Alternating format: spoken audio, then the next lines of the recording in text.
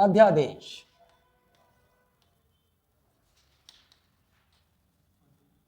Ordinance किसका?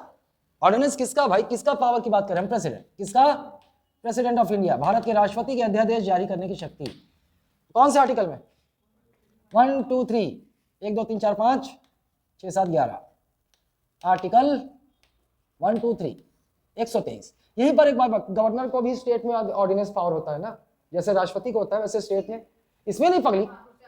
हाँ, governor को भी स्टेट में अध्यादेश। तो इसको क्या करते हैं अपन गवर्नर के लिए पता है? केवल दो को निकालेंगे आगे ले, दो को आगे ले आएंगे तो ये क्या हो जाएगा? किसका? गवर्नर का। गवर्नर का ordinance power, ordinance issuing power. राज्यपाल के अध्यादेश जारी करने, केवल दो को निकाल के आगे ले जाएंगे तो राज्यपाल का हो जाएगा।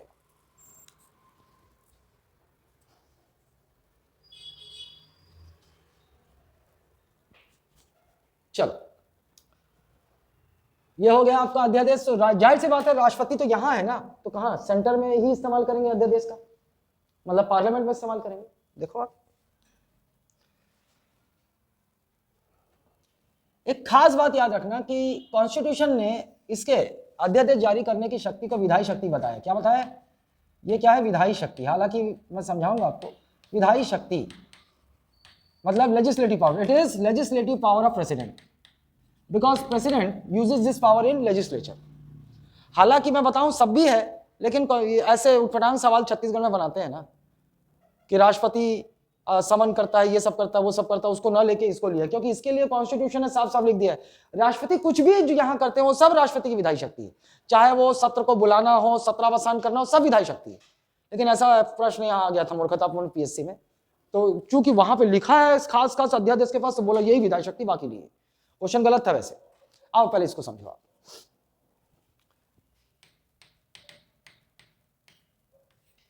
अध्यादेश को समझाने के लिए मुझे चलना होगा, आपको बताना होगा। हालांकि ये ना भाग 5 में जब आप संसद पढ़ोगे तब आता, लेकिन इसको समझाने, इसको नहीं समझा सकता अगर मैं उसको अभी नहीं समझाया। इसको समझने के लिए हमें समझना होगा सत्र, सेशन समझना होगा। क्या समझना होगा? सत्र। इसको कहते हैं इंग्लिश में सेशन। सेशन। ये लोकसभा है मान लो, ये राज्यसभा है मान लो।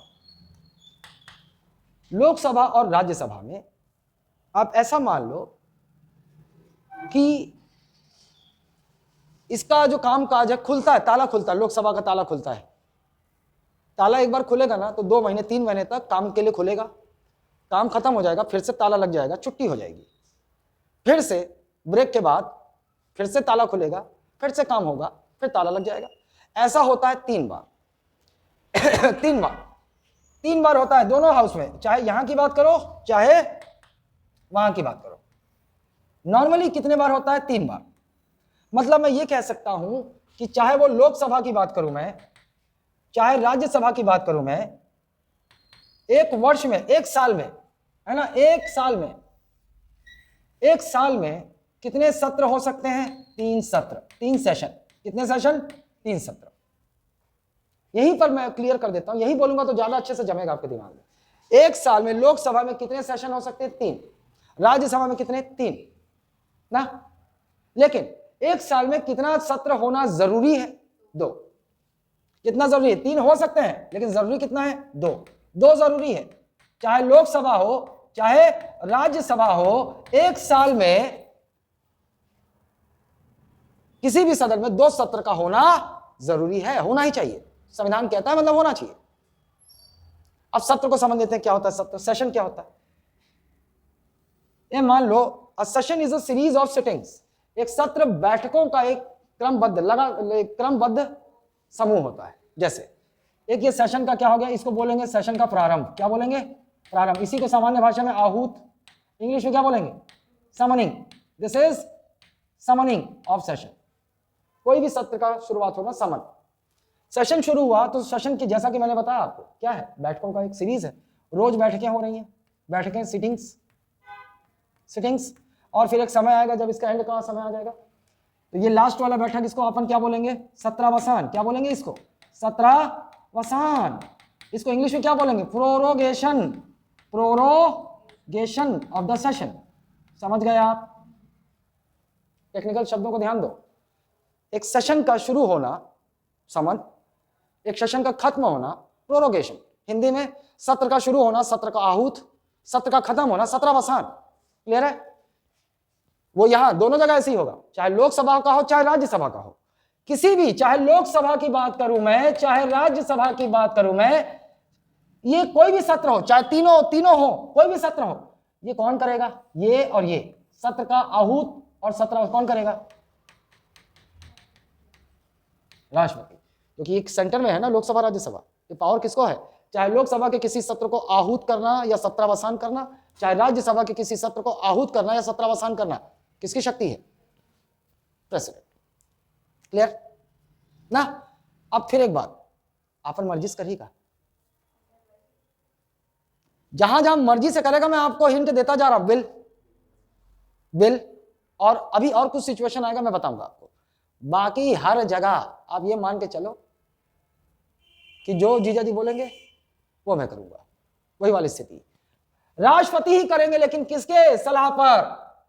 केंद्रीय मंत्री, यूनियन काउंसिल ऑफ मिनिस्टर, केंद्रीय मंत्री परिषद की सलाह पर या परामर्श पर, कि परामर्श पर करेंगे, सलाह पर करेंगे, on the advice of union council of minister. मतलब इसका मुखिया कौन है? कौन होता है इसका? ये भी बोल सकते हैं पीएम की सलाह पर। पीएम बोलेंगे लोकसभा का ये वाला फलाना सेशन आहूत कर दो, राष्ट्रपति करेंगे। पीएम बोलेंगे काम हो गया, सत्रावसान कर दो, राष्ट्रपति करेंगे, चाहे इसकी बात हो चाहे इसकी बात। क्लियर है? ओके ना, एक और चीज जान लो, इस बैठकें चल रही है ना, सीरीज ऑफ बैठक। अच्छा, एक और चीज, सत्र जो है, कोई भी सदन हो, सत्र, वर्ष का पहला सत्र, साल का पहला जो सेशन होता है, क्या कहलाता है? वो बजट। क्या कहलाता है भाई? कोई भी साल शुरू होगा सबसे पहले तो पैसा मायने रखता है ना, बिना पैसे के साल भर चलेगा कैसे? बजट। उसके बाद मानसून सत्र होता है, मानसून सेशन। उसके बाद लास्ट वाला शीतकालीन सत्र, विंटर सेशन। इंग्लिश बोलने की जरूरत नहीं है। कौन है रे?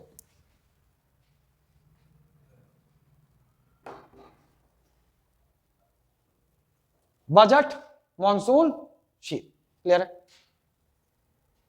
ठीक, बजट, मानसून और शीत, यहां भी वही होगा। साल में 3 हो सकता है ना। इसमें सबसे बड़ा, ऑब्वियसली सबसे बड़ा मतलब ये होता है 4 महीने का, ये 3 महीने का, घटते क्रम में ये 2 महीने का। अगर आपसे कोई नॉर्मली पूछ दे कि भैया सबसे बड़ा सेशन कौन सा होता है लंबा? बजट। सबसे छोटा ये। हालांकि एक बात बता दूं आपको, प्रधानमंत्री ने आज परामर्श दिया, राष्ट्रपति ने आज सत्र बुला लिया, मन करेगा ना तो 2 दिन बाद भी बोल देगा सत्रावसान कर दो, सत्रावसान हो जाएगा। 2 दिन बाद भी हो सकता है। हमारे छत्तीसगढ़ में हुआ था ना रमन सिंह के समय में, 2.5 दिन में। भूपेश काका पूरा बवाल मचा रहे थे, होने नहीं दे रहे थे, तो शीतकाल का सत्र 2.5 दिन चला था, बस सत्रावसान हो गया था। ये भी समझ गए आप? ऐसा जरूरी नहीं है, हम ऐसा बोल रहे हैं नॉर्मली, ये सबसे लंबा होता है ये, उसके बाद ये। लेकिन इसके बीच में कभी भी एक दिन में भी सत्रावसान हो सकता है। पीएम ने एडवाइस कर दिया सत्रावसान कर दो, मतलब सेशन खत्म। क्लियर है ना? नाउ एक बात और जान लो, ये फरवरी, मार्च, अप्रैल, मई तक चलता है, ये है ना, ये जून, जुलाई, अगस्त तक चलता है, और ये नवंबर, दिसंबर में। ठीक है, ये नवंबर, दिसंबर में, वो सब डिटेल में देखोगे आप। चलो आगे। अब ये बैठक चल रही है ना, सत्र की बैठक। यहीं पर एक बात और समझ लो, ये बैठक चल रही है, मान लो लोकसभा का ये सत्र है, कोई बैठक चल रही है, एक सत्र शुरू हुआ, बैठक चल रही, 4था दिन हुआ था, तो कोनो जूता फेंक के जोर से ओम बिरला के मुंह मार दी। जानते तो हो सारे क्रिमिनल, चोर, मक्कार, ठग, लबरा, सब यही सब तो पहुंचते हैं चुनाव जीत के राजनीति में। मार दिया जूता, खराब हो गए बिरला के, ओम बिरला, दिमाग खराब हो गया ना। तो बिरला खड़े हो गए और बोले कि लोकसभा की बैठक 2 दिन के लिए स्थगित की जाती है। कितने दिन के लिए? 2 दिन। इसको स्थगित क्या बोलते हैं? बैठकों का स्थगन होता है। मतलब स्थगन किसका होता है? बैठकों का। ये बैठक का क्या हुआ? स्थगन होता है, स्थगन। इसको क्या बोलते हैं इंग्लिश में शब्द? Adjourn. Adjourn, sittings are adjourn. Adjourn, बैठक का एडजॉर्न करना, मतलब 2 दिन के लिए ये चल रहा है सेशन, 2 दिन के लिए बैठक बंद। अच्छा, ये जो स्थगन है, बैठकों का स्थगन, सत्र के बीच में बैठकें होती हैं, बैठकों का स्थगन हो सकता है। ये बैठक का स्थगन 2 दिन का भी हो सकता है, 2 घंटे का भी हो सकता है, 2 वीक का भी हो सकता है, 2 मंथ का भी हो सकता है, लंबा भी हो सकता है। ठीक, जब ओम बिरला ने कहा कि सदन की बैठक 2 घंटे के लिए स्थगित की जाती है, मतलब उसी में बोल दिया कि तीसरे घंटे शुरू होगी दोबारा। 2 घंटे के लिए स्थगित की जाती है अगर उसने बोला, Om Birla declared that the sitting is adjourned for 2 hours. इसका मतलब क्या? On the 3rd hour it will resume. तीसरे घंटे में पुनः शुरू होगी. इसका मतलब यही होता है. बोल दिया ओम बिरला ने बैठक 1 सप्ताह के लिए स्थगित की जाती है. 1 वीक के लिए एडजर्न किया जाता है, मतलब 1 सप्ताह के बाद रिज्यूम होगा, है ना. एक ये हो गया. सदन समझ गए आप? वो उसका वो सदन का भगवान है. वो मेरा मूड खराब है, मेरी बीवी ने मेरे को कल मारा है, मेरा मूड खराब है, स्थगित किया जाता है. ठीक ठीक. वैसे भी ओम बिरला के सिर में बाल है नहीं ना. आओ, ये स्थगन समझ गया. एक होता है अनिश्चितकालीन स्थगन, एक होता है अनिश्चित कालीन स्थगन. स्थगन इसको बोलते हैं एडजर्नमेंट. एडजर्नमेंट सीने डाई. एडजर्नमेंट सीने डाई.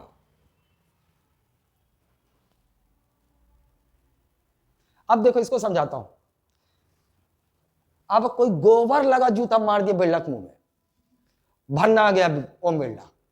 अब भन्ना गया, वो चुपचाप उठा, बैठक स्थगित की जाती है, रोगा भड़वा भगा गया, चल दिया. इससे पहले वाले में और इसमें अभी अंतर क्या है? पहले वो ये बोल के गया बैठक 2 घंटे के लिए स्थगित की जाती, बैठक 2 दिन के लिए स्थगित की जाती, बैठक 1 वीक के लिए स्थगित की जाती, बोल के गया. जब ऐसा बोला मतलब हमें पता चल गया कि बैठक रिज्यूम कब होगी. लेकिन जब भन्ना के बिना कुछ बोले बैठक स्थगित की जाती चला गया, इसका मतलब क्या हो गया? एडजर्नमेंट सीने डाई हो गया. क्या हो गया? अनिश्चितकालीन स्थगन. अब जब उसको रिज्यूम करना होगा तो वापस नोटिस सबको जारी होगा, रिज्यूम होगा. लेकिन हमें पता नहीं कि अब इस सत्र का ये बैठक कब रिज्यूम होगा. क्लियर है बात? यही अंतर है. वो भेज सकता है, उसकी मर्जी. वो भगवान है सदन का, उसकी मर्जी. ठीक, ये बात समझ गए आप? अब मेरे समझाने का मतलब यह था कि किसी भी सत्र का आहूत और सत्रावसान मतलब समन और प्रोरोगेशन, ये पावर किसका है? लेकिन सेशन शुरू हो गया, अंदर होती है बैठकें, इन बैठकों का होता है स्थगन और अनिश्चितकालीन स्थगन, एडजर्नमेंट और एडजर्नमेंट सीने डाई. इसके पावर किसको है? Head of the house. Head of the house. Lok Sabha में अगर कोई सत्र चल रहा है तो कौन करेगा? ये पावर किसको है? लोकसभा स्पीकर को. राज्यसभा में चल रहा है, पावर किसको है? राज्यसभा के चेयरमैन को, राज्यसभा के सभापति को. बात क्लियर हो गई? प्रेसिडेंट और मुखिया के पावर में अंतर समझ गए ना? इस पूरे इसमें कहां किसको किसको पावर है. बात क्लियर है? चलो ठीक, इसको समझो आप. ये वाला समझ लो ऑर्डिनेंस में जानने से पहले. क्या बोला मैं? 3 हो सकते हैं लोकसभा में, अलग से 3 सत्र हो सकते हैं एक वर्ष में. In a year 3 sessions can be organised, और यहां भी 3. लेकिन एक साल में कम से कम 2 होने ही चाहिए. एक कभी स्किप हो गया तो चलेगा, लेकिन 2 तो होने ही चाहिए. 2 सत्र, चाहे लोकसभा की बात हो चाहे राज्यसभा की बात हो, 2 होने ही चाहिए. इसको समझो आप थोड़ा सा. जैसे मान लीजिए ये एक सेशन आहूत, क्या हुआ? ये सत्रावसान हुआ. एक सत्र शुरू हुआ ना, बजट सत्र, इस सत्रावसान का डेट है. कोई कारण कुछ भी हुआ हो, कुछ गड़बड़ा गया, जो भी हुआ, प्रधानमंत्री ने इस सेशन का परामर्श नहीं दिया राष्ट्रपति को. He didn't give advice to the President of India to summon monsoon session. नहीं दिया, आया भी नहीं. लेकिन राष्ट्रपति बोलेंगे देखिए महोदय, संविधान में बोला है 2 सत्र होना ही चाहिए, 2 सत्र तो होना चाहिए. तो एक और सवाल पैदा होता है कि 2 सेशन के बीच का मैक्सिमम गैप कितना हो सकता है? 2 सेशन के बीच का. ये सत्रावसान हुआ, प्रोरोगेशन हुआ, इससे एक सेशन का प्रोरोगेशन हो गया ना, प्रोरोगेशन. इसको हम क्या बोलते हैं? सत्रावसान. सत्रावसान हुआ, दूसरा सत्र का आहूत होगा, समन होगा. समन एक सत्र मतलब 2 सत्रों के बीच का मैक्सिमम डिफरेंस, ध्यान रहे, 6 माह से अधिक नहीं हो सकता. 6 माह से अधिक, it can not go beyond 6 month, अधिक नहीं हो सकता.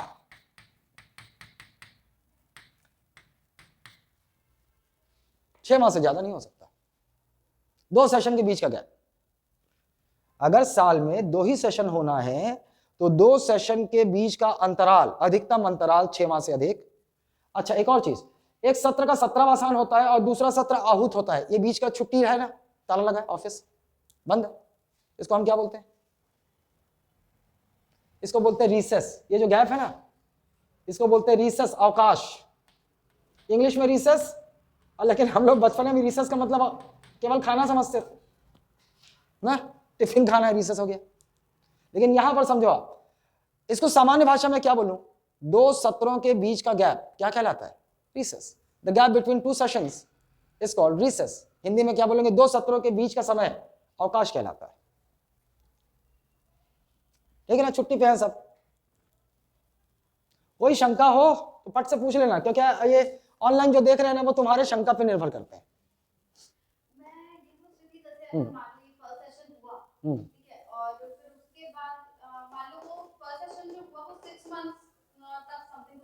है पगली, इतना नहीं लंबा नहीं चलता, मैक्सिमम तो बजट 4 महीने का है। एक सेशन खत्म हुआ, ये यहाँ कहीं प्रोरोग हुआ था, ये चाहे 1 महीने में खत्म हो जाए चाहे 2 महीने में खत्म हुआ, कभी ये खत्म हुआ तो 2 सेशन तो होना ही चाहिए। तो मैक्सिमम गैप दूसरे सेशन के आहूत होने में कितना, 6 महीने से ज्यादा नहीं हो सकता। एक बार और याद रखना, जब संविधान में हम महीने की बात करते थे, यहाँ महीने में कभी लीप ईयर और 28 फरवरी नहीं होता। 1 महीना मतलब 30 दिन, 1 महीना मतलब 30 दिन। अगर और फिर हाँ, फिर मानसून चला गया, फिर वो होना पड़ेगा। हाँ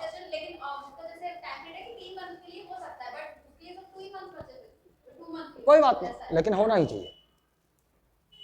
क्लियर है? वो तो बोला ना पगली, 2 दिन में भी अगर प्राइम मिनिस्टर एडवाइस कर दिए तो 2 दिन में खत्म हो जाएगा, प्रोरोग हो जाएगा। कोई भी, पहला दूसरा तीसरा कोई भी है। क्लियर है बात?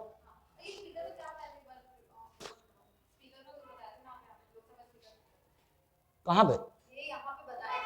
तो उस एकदम सोच रही थी क्या उस समय पगली? अरे साला तो अरे भाई, एक सेशन के बीच में क्या होता है, अ सीरीज ऑफ मीटिंग्स, बैठक को स्थगन होता है और इसका अनिश्चितकालीन स्थगन होता है। एडजर्नमेंट होता है और एडजर्नमेंट सीनेटाइज होता है। अगर किसी ने जूता मार दिया, अगर 2 दिन 3 दिन बोल के या 1 वीक के लिए स्थगित कर दिया, मतलब हमें पता कब रिज्यूम होगा, तो वो क्या हो गया, एडजर्नमेंट हो गया। बैठक 3-4 दिन 1 सप्ताह के लिए स्थगित हो गई, बैठक बंद हो जाएगी, फिर रिज्यूम होगी। अगर गोबर लगा जूता मार दिया, गुस्सा किया जाता, तो फिर वो बिना बोले चला गया, बैठक स्थगित की जाती, बताया ही नहीं, कुछ पता ही नहीं कब रिज्यूम होगा। इसको क्या बोलते हैं, एडजर्नमेंट सीनेटाइज। ऐसा लोकसभा में सेशन चल रहा है कोई भी, तो इसका समन, इसका इस सेशन के बीच का एडजर्नमेंट और एडजर्नमेंट सीनेटाइज कौन करेगा, लोकसभा स्पीकर। और राज्यसभा में चल रहा है तो राज्यसभा का चेयरमैन। स्टेट में चल रहा है, विधानसभा में, तो लेजिस्लेटिव असेंबली का स्पीकर। और अगर काउंसिल है तो काउंसिल का चेयरमैन, मतलब हेड ऑफ द हाउस। क्या बोलते हैं, हेड ऑफ द हाउस ना, हेड ऑफ द गवर्नमेंट मत बोलना। देखो एक बात क्लियर कर लो, ये लोकसभा है ना, लोकसभा है ना, यहां 2 शब्द बोला जा सकता है। लोग इतनी क्लैरिटी होती ही नहीं, सोच ही नहीं पाते। बोल दिया leader of the house, leader of the house, सदन का नेता। और क्या बोल दिया, सदन का मुखिया, सदन का मुखिया, हेड ऑफ द हाउस। दोनों में अंतर है। सदन का नेता कौन होता है, और ये लोकसभा का लोकसभा स्पीकर, यहां का राज्यसभा का चेयरमैन। मुखिया समझ गए ना, हेड, उस हाउस का हेड है ना।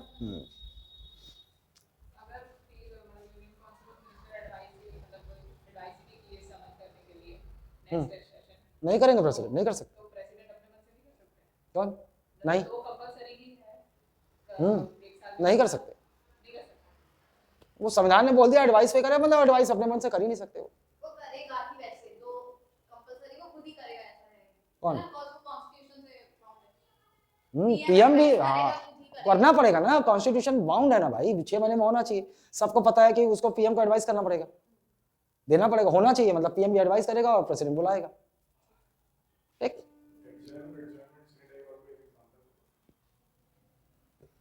देखो किन किन कारणों से कुछ भी हंगामा हो रहा है, कामकाज नहीं हो, अपोजिशन हंगामा कर रही, कामकाज नहीं होने दे रही, किसी बोलने नहीं दे रही, है ना। अभी जैसे मान लो मीटिंग शुरू हुआ, हंगामा हो रहा, कुछ 2 घंटे के लिए स्थगित कर दिया ना, फिर शुरू हुआ, फिर हंगामा हुआ, फिर स्थगित कर दिया। अब ऐसा 2-3 दिन तक होता रहा, 2-3 दिन तक होता रहा। अब बोला साला तुम लोग काम ही नहीं होने दे रहे हो, तुम लोग सालों, बैठक स्थगित की जाती। बोला काम ही नहीं होने दे रहा, क्या फायदा, हो गया एडजर्नमेंट सीनेटाइज हो गया। वो मैं जो एग्जांपल बताया वो भी हो सकता है, होता है वहां, जूता चप्पल सब चलता है ना। Have a break. आइए इसको कंटिन्यू करते हैं।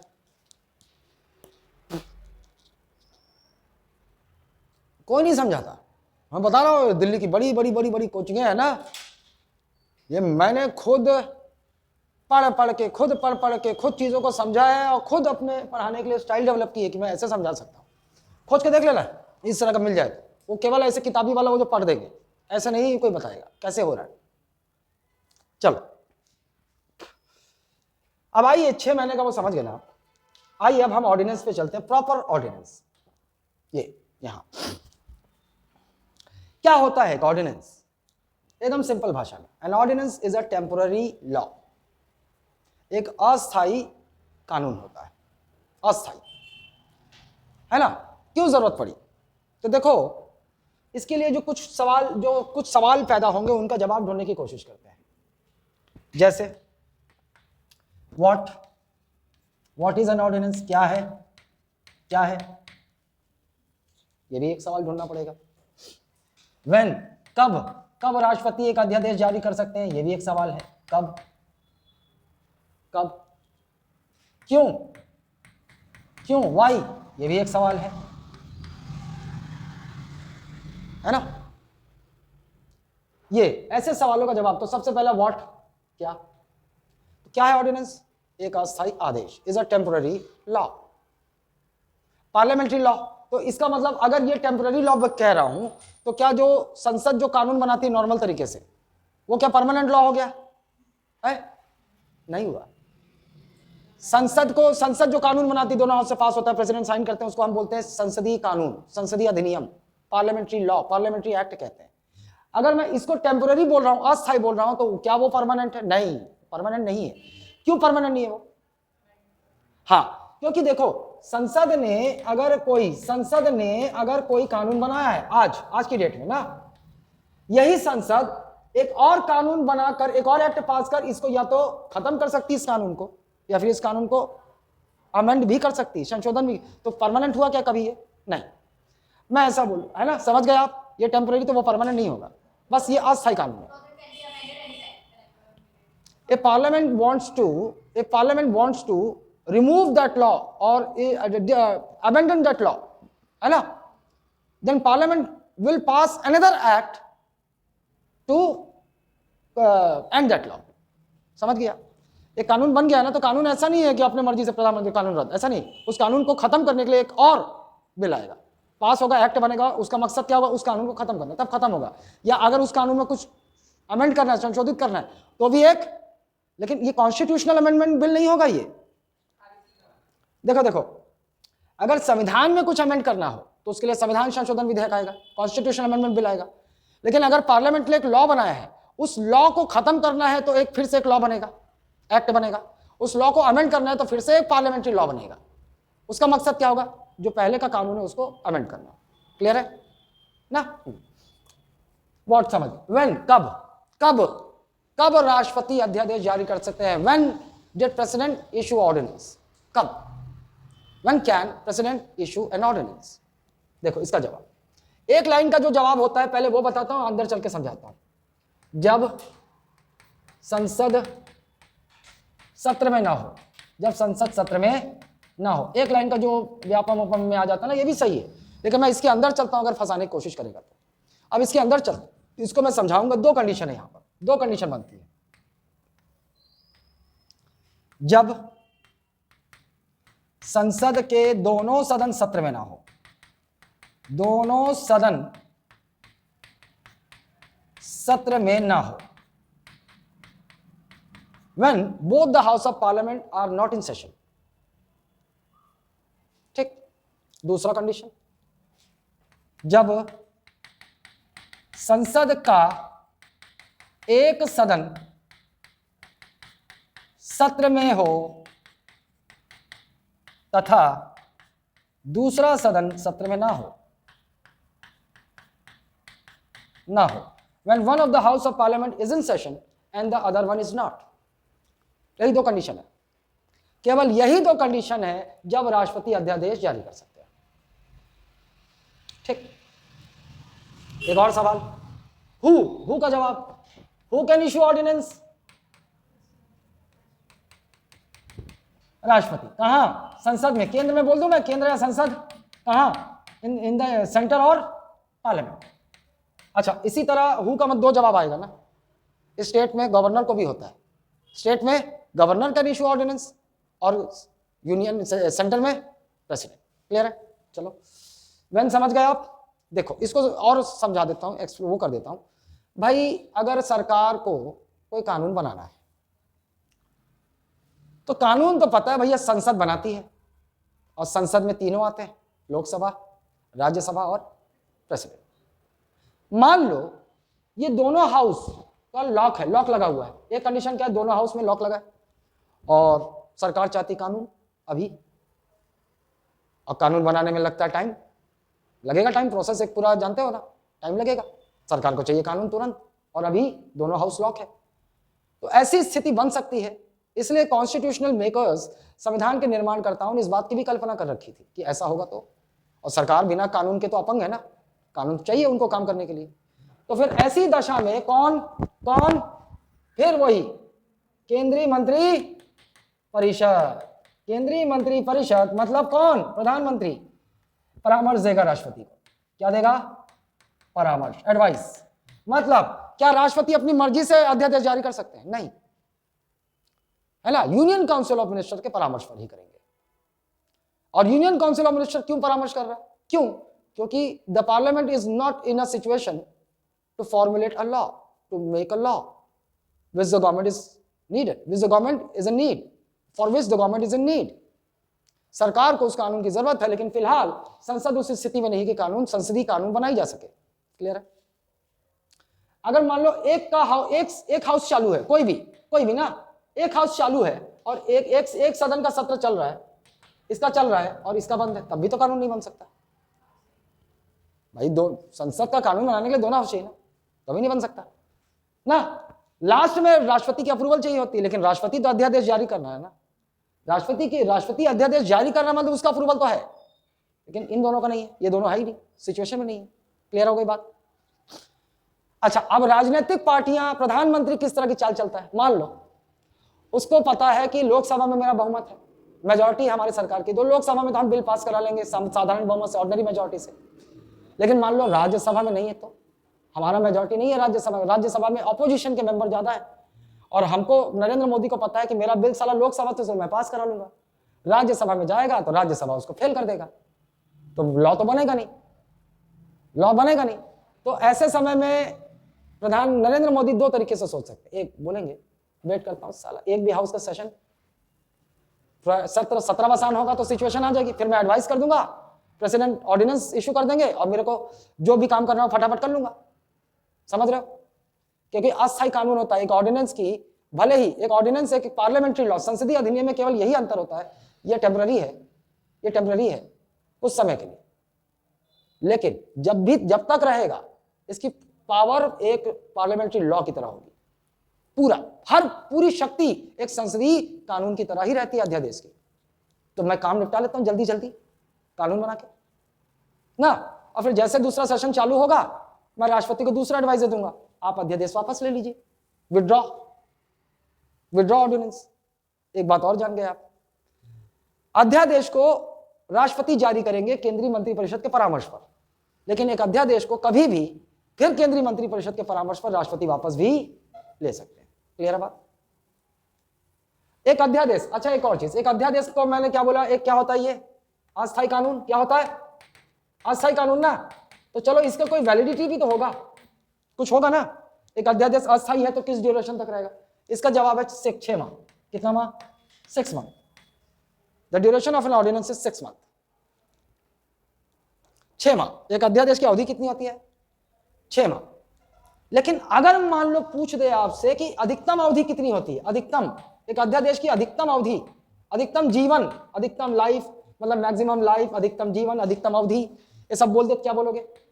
इसको अभी समझाऊंगा। 6 माह 6 सप्ताह, 6 मंथ एंड 6 वीक्स, दोनों में डिफरेंस समझ गए आप? आपसे पूछा what is the duration of an ordinance? 6 month. What is the maximum duration of an ordinance? Maximum life of an ordinance? 6 month 6 weeks. Clear? चलो इसको समझना है अपने को। अब ये 6 माह को पहले समझा देता हूं मैं। आओ यहां पर आओ, एक सिचुएशन बताया था ना मैं कि 2 सेशन के बीच का मैक्सिमम डिफरेंस कितना हो सकता है? 17। हम ये मान के चलते हैं, ऐसा मान लो, ये आज कौन सी तारीख है? आज 14 दिसंबर ना, 14 दिसंबर। 14 दिसंबर की डेट को प्रधानमंत्री ने परामर्श दे दिया राष्ट्रपति को, लोकसभा की भी कोई सेशन चल रहा है एंड कर दो और राज्यसभा का भी एंड कर दो, खत्म कर दो दोनों को, सेशन ऑफ। ऑफ मतलब अब परामर्श दे सकते हैं ना, अध्यादेश जारी कर दो भैया, अध्यादेश जारी कर दो। ठीक। अच्छा, एक और चीज, अध्यादेश कौन कौन से विधेयक पर जारी हो सकता है? हर उस बिल पर अध्यादेश जारी हो सकता है जिस पर संसद कानून बना सकती है, जिस पर संसद कानून बना सकती है। आप एक सवाल फंसा देगा, फिर ये कंसेप्ट से निकल कर आ रहा है कि प्रेसिडेंट ऑर्डिनेंस इशू कर सकते हैं, लेकिन किस पर? इसका जवाब होगा कि राष्ट्रपति हर उस विषय पर कानून या विधेयक बोल लू ना, विधेयक पर विषय, हर उस विषय पर अध्यादेश जारी कर सकते हैं। अध्यादेश, he can issue ordinance on those issues over which parliament has the power to legislate, जिस पर संसद को विधि बनाने का अधिकार है, जिस पर संसद को विधि बनाने का अधिकार है, विधि बनाने का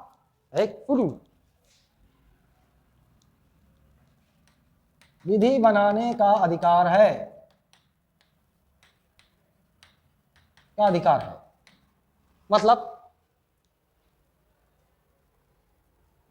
धन विधेयक, वित्त विधेयक, साधारण विधेयक, लेकिन एक संविधान संशोधन विधेयक पर अध्यादेश जारी नहीं हो सकता। आपके देखो नोट्स में होगा कहीं पर, है ना, है मौलिक अधिकार है, मौलिक अधिकार वाला लाइन क्या लिखा है? मौलिक अधिकार छीना नहीं जा सकता अध्यादेश। 2 चीज आप ध्यान रख लो, राष्ट्रपति को हर उस विषय पर अध्यादेश जारी करने का अधिकार है, 2 चीज को छोड़ के, 2 चीज। एक, president can not issue ordinance over a constitutional amendment bill, संविधान संशोधन के लिए अध्यादेश जारी नहीं कर सकते, है ना। किसके लिए? संविधान संशोधन के लिए। और एक दूसरा क्या है? मौलिक अधिकार को छीनने के लिए, मौलिक अधिकार को हटाने के लिए नहीं, अध्यादेश जारी नहीं कर सकते, क्योंकि मौलिक अधिकार ऐसे भी कोई नॉर्मल लॉ, पार्लियामेंट्री लॉ बना के आपका मौलिक अधिकार कोई नहीं छीन सकता, जानते हो ना। वो केवल एक ही कंडीशन में हो सकता है। कैसे आपका कोई मौलिक अधिकार है, कैसे उसको आपसे छीना जा सकता है, कैसे उसको पार्ट 3 से हटाया जा सकता है? जब पार्ट 3 से हटा देंगे तभी वो आपका फंडामेंटल राइट आपसे छीना जा सकता है। और वो कैसे हो सकता है? इसी से तो हो सकता है संविधान संशोधन, जैसे संपत्ति का अधिकार, राइट टू प्रॉपर्टी, 44वां संविधान संशोधन 1978, संविधान में संशोधन करके उसको हटाया गया ना। तो बात यही है, असल में वो जवाब यही है, मौलिक अधिकार को भी छीनने के लिए। ये अप्लाइड पार्ट मैंने वहां लिख दिया, कभी फंसा दे तो आप समझ जाओ, क्योंकि आपका मौलिक अधिकार ऐसे भी नॉर्मल संसदीय कानून बनाकर छीन ही नहीं सकता कोई, किसी के बाप में दम नहीं है, केवल एक ही तरीका है। हाँ, केवल। और वही भी एक और चीज, क्या राज्य विधानमंडल आपका मौलिक अधिकार छीन सकती है? नहीं, वो तो संविधान में संशोधन ही नहीं कर सकती, तो कैसे आपका मौलिक अधिकार छीन लेगी? मौलिक अधिकार केवल और केवल संसद को अधिकार है संविधान में संशोधन करने का, और संविधान में संशोधन कर दिया, उस मौलिक अधिकार, उस अधिकार को भाग 3 से हटा दिया, तो वो आपका भी मौलिक अधिकार नहीं रहेगा। क्लियर है बात? ठीक, इधर आ जाओ। एक ही दिन तारीख को दोनों का सत्र सेशन ऑफ हो गया, और आपको पता है अब क्या कर सकते हैं प्राइम मिनिस्टर? परामर्श दे सकते हैं, अध्यादेश जारी कर दो। कर दिया राष्ट्रपति ने 14 दिसंबर को अध्यादेश। अब प्रधानमंत्री, नॉर्मली एक अध्यादेश जारी हुआ तो दोनों का मान लेते हैं कि दोनों का सेशन, दोनों का 17% प्रोरोगेशन एक साथ हुआ है, और प्राइम मिनिस्टर 6 महीने से पहले बोल ही नहीं रहा, एडवाइस ही नहीं देंगे नेक्स्ट सेशन के लिए। कर सकते हैं ना, ऐसा कर सकते हैं 6 महीना। और हमें यह पता है कि 6 महीने की लाइफ है इसकी, किसकी? अध्यादेश की। और हमें यह भी पता है कि 6 महीना मतलब 180वें दिन दूसरा सेशन बुलाना ही पड़ेगा, दूसरा सेशन बुलाना ही पड़ेगा। ये आ गया सेशन, इसका चालू, इसका भी एक साथ चालू हो गया, मान लेते हैं।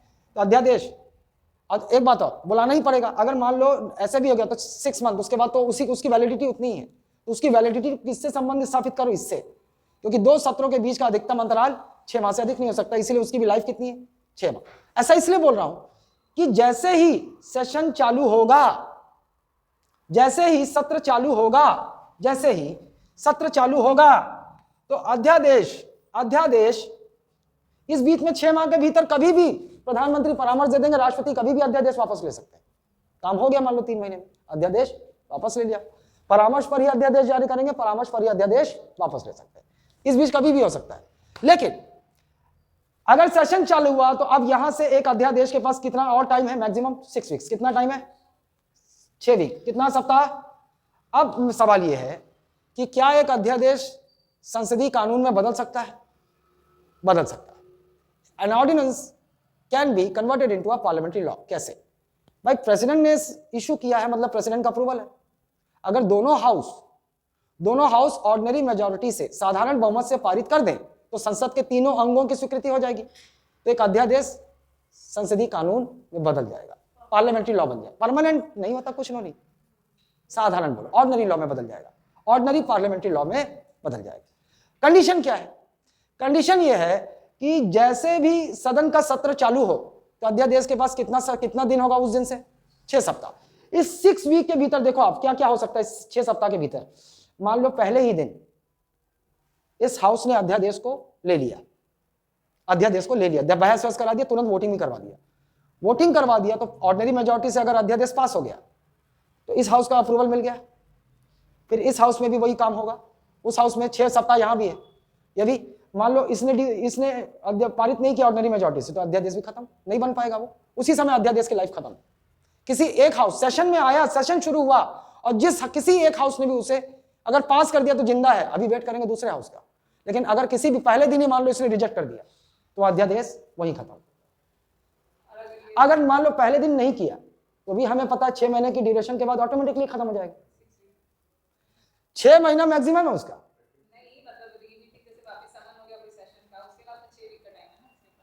हाँ, उसके बाद नहीं होनी, अभी भी 6 महीना नहीं होना चाहिए उसका। अगर मान लो ठीक 6वें महीने के लास्ट दिन खुला है तो आखिरी दिन ही समय है उसके पास। अरे अच्छा, 6 वीक, सॉरी, 6 सप्ताह है उसके पास, फिर 6 वीक है उसके पास, मैक्सिमम 6 सप्ताह है उसके पास। और ये अगर मान लो इन दोनों हाउस ने अगर किसी एक भी हाउस ने 6 सप्ताह तक उस ऑर्डिनेंस पर कुछ नहीं किया, ऑटोमेटिकली 6 मंथ 6 वीक के बाद वो अध्यादेश लैप्स हो जाएगा, खत्म हो जाएगा। मतलब अगर एक अध्यादेश को एक पार्लियामेंट संसदीय कानून में बदलना है तो 6 सप्ताह का टाइम है, 6 सप्ताह के भीतर उसे दोनों हाउस अगर पास कर दें तो बन जाएगा वो ऑर्डिनरी लॉ। फिर वो लॉ हमेशा चलेगा जब तक पार्लियामेंट एक और लॉ लाकर उसको खत्म नहीं कर देगा। हाँ, अब ये एक सिचुएशन तो समझ गए, अब मैं दूसरे सिचुएशन पे आता हूं। मैंने बताया था कि अध्यादेश के पूरी वही शक्ति होती है जो पार्लियामेंट्री लॉ की होती है ना। तो एक अध्यादेश इशू करके कोई भी पार्लियामेंट्री लॉ को खत्म भी कर सकते हैं, सेम पावर होती है ना। जैसे पार्लियामेंट का लॉ एक लॉ को खत्म कर देता है, जैसे एक लॉ है संसद का, एक लॉ पहले से बना हुआ है और ये जो एक उस लॉ को खत्म करना तो फिर एक एक्ट पास होगा उस लॉ को खत्म करेगा। अध्यादेश के पास एक पार्लियामेंट्री लॉ की पूरी शक्ति होती है, तो पार्लियामेंट्री लॉ उस लॉ को खत्म कर सकता है कि अध्यादेश भी उस पार्लियामेंट्री लॉ को पहले से जो है उसको खत्म कर सकता है। ठीक है, सेम पावर होती है, सेम पावर जब तक वो है, भले ही वो 6 महीने 6 सप्ताह रहे मैक्सिमम, लेकिन पावर उसकी एक पार्लियामेंट्री लॉ की ही होती है। क्लियर है? अब जैसे देख लो, अब दूसरी सिचुएशन को समझते हैं ना। मान लो 14 दिसंबर की बात है, लोकसभा अभी भी सेशन में है और प्रधानमंत्री ने परामर्श दे दिया कि राज्यसभा का सेशन प्रोरोग कर दो। ये दूसरी सिचुएशन हो गई ना।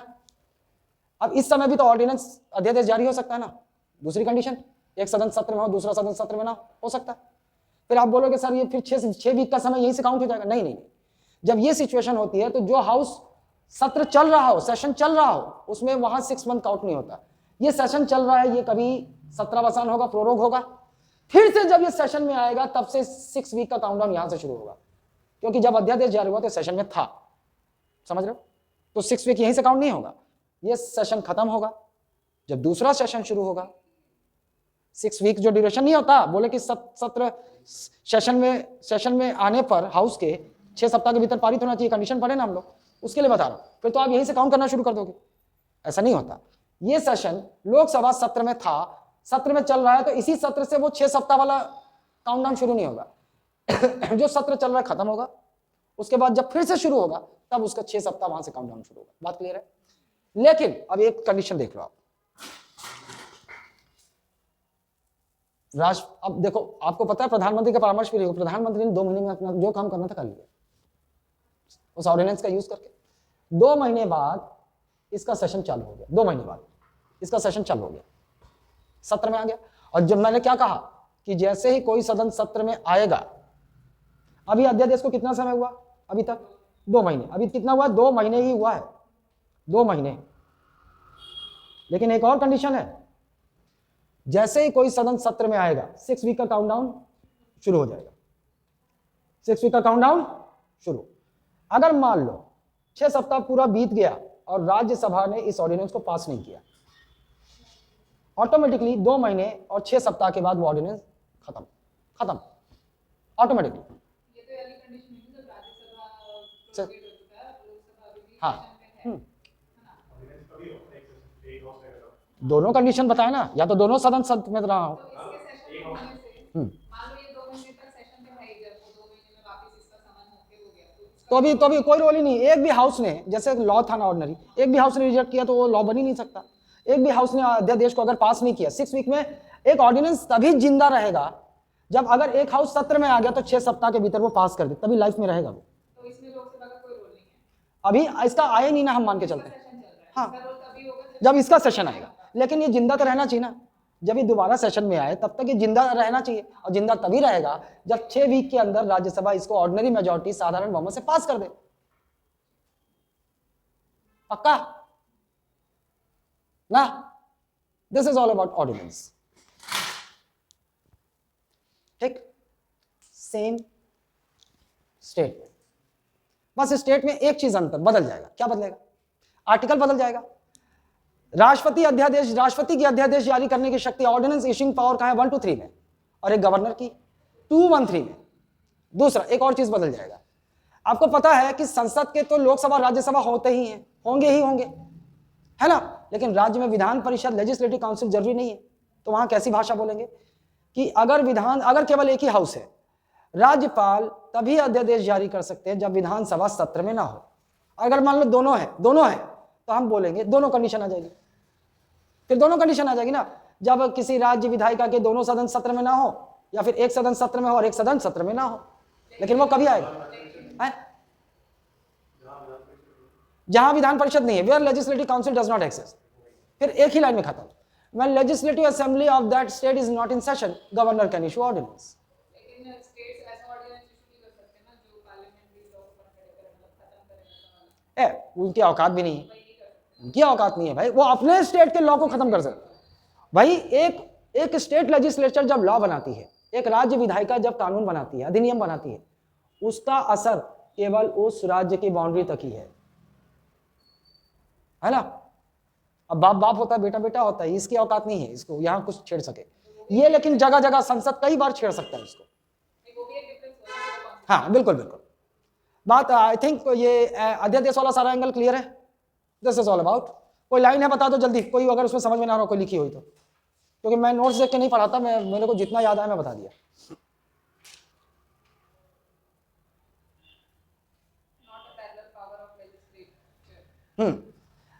देखो, राष्ट्रपति की अध्यादेश जारी करने की शक्ति विधायिका की समानांतर शक्ति नहीं है।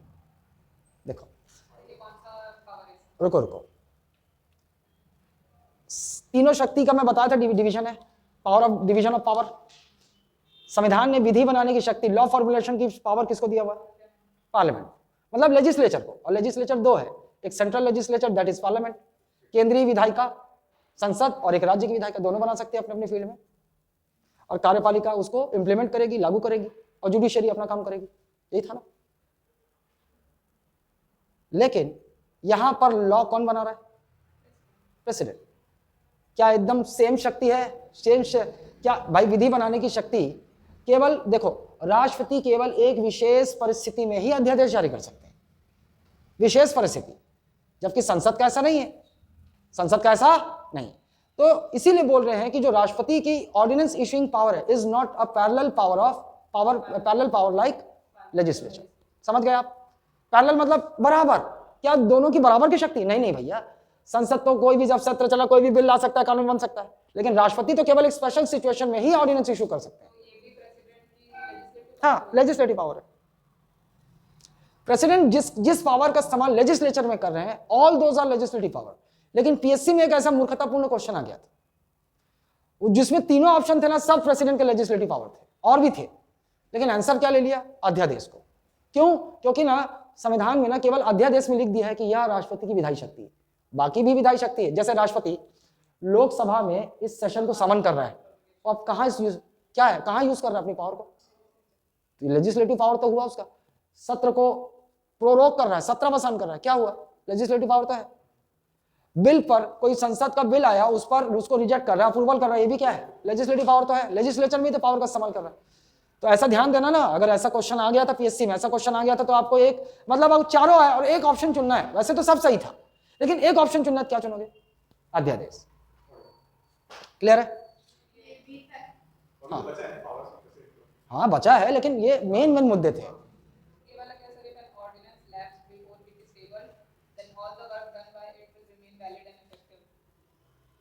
जैसे राष्ट्रपति चुन लिए गए, 6 महीने तक राष्ट्रपति रहे, 6 महीने बाद सुप्रीम कोर्ट ने इनवैलिड कर दिया, लेकिन उस समय तक राष्ट्रपति के जो भी ऑफिशियल कैपेसिटी में जो भी काम किया है वो इनवैलिड नहीं कहलाएंगे। वैसे ही ऑर्डिनेंस, मान लो 3 महीने तक ऑर्डिनेंस लाइफ जीवित रहा, जिंदा रहा, ऑर्डिनेंस की सारी शक्ति एक संसदीय कानून की तरह, पार्लियामेंट्री लॉ की तरह, तो उस ऑर्डिनेंस के तहत जो भी काम होंगे वो वैलिड माने जाएंगे।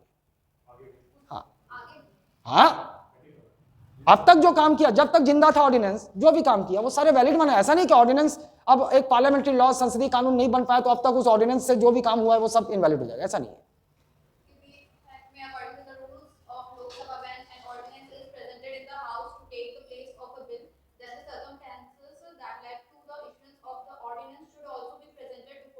बस जब ऑर्डिनेंस को पार्लियामेंट में टेबल पे रखा जाए कि भाई पास करके इसको ऑर्डिनरी लॉ बना दो, तब अगर ऐसा होता है तो सरकार, प्रेसिडेंट को वो एक्सप्लेन करना पड़ेगा कि क्या सिचुएशन थी कि आपने ऑर्डिनेंस इशू किया, क्यों नहीं आपने पार्लियामेंट में एक कायदे से एक सरकार ने बिल लाया और बिल ला के कानून क्यों नहीं बनाया। बस सब तो हाउस में एक्सप्लेन, रीजन देना पड़ेगा कि भाई ऐसी कौन सी मजबूरी थी कि आपने ऑर्डिनेंस इशू किया। आप वेट करते, जब पार्लियामेंट, भाई वेट क्या है करते, सेशन कब बुलाना है वो तो सरकार के ही हाथ में है ना। हाँ, जब सेशन चल रहा था तो आप बिल क्यों नहीं लाए? तब बिल लाते, पास करके कानून बना लेते और काम कर लेते अपना। ऐसा रीजन देना है, रीजन देना पड़ेगा कि अगर अच्छा उससे पहले अगर विड्रॉ कर लिया, राष्ट्रपति परामर्श दे दिया राष्ट्रपति को, राष्ट्रपति ने वापस ले लिया अध्यादेश, तो रीजन नहीं बताना पड़ेगा। लेकिन अगर अध्यादेश को वो टेबल में प्रेजेंट करके, हाउस के टेबल में प्रेजेंट कर उसको ऑर्डिनरी मेजॉरिटी से पास करवाना चाहते हैं, तब उनको रीजन बताना होगा। हाँ, why did you, what was the need, circumstance, Like a bill and ordinance is also applicable retrospective. That bill it can be made effective हाँ from a हाँ, previous date. एक हम लोगों ने पढ़ा था ना, जैसे टैक्स कानून, जैसे एक आपका कानून है, वो बिल पारित हो गया, आज कानून बना तो अब लागू हो जाएगा। अब से एक कानून आज पास हुआ, लेकिन इसको इफेक्ट में बैक डेट से भी ला सकते हैं, पूर्ववर्ती डेट से, 6 महीने पहले से लागू कर सकते हैं। लेकिन ऐसे सारे लॉ नहीं होते। जैसे पनिशिएटिव लॉ, दंडिक विधियां, दंड देने की विधियां जो होती है ना, वो बैक डेट से लागू नहीं हो सकती।